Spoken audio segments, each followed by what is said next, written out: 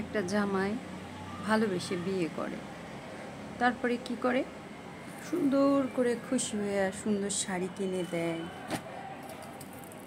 গহনা কিনে দেয়, কত কিছু দেয়, অনেক কিছু দেয়, আবার মেকআপ কিনে দেয়, সব কিছু কিনে দেয়, আবার গালিও দেয়, মারেও। কেন মারবো?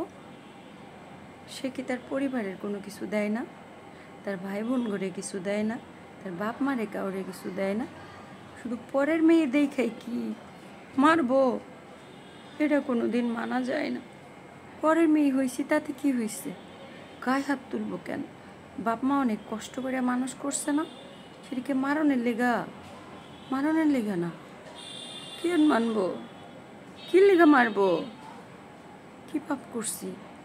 ভালোবেসে বিয়ে করছি, বাপ মানে চাইরে আইছি, আবার স্বামীর হাতে মায়েরও খামো, শ্বশুরবাড়ির মানুষের অত্যাচার সহ্য করব?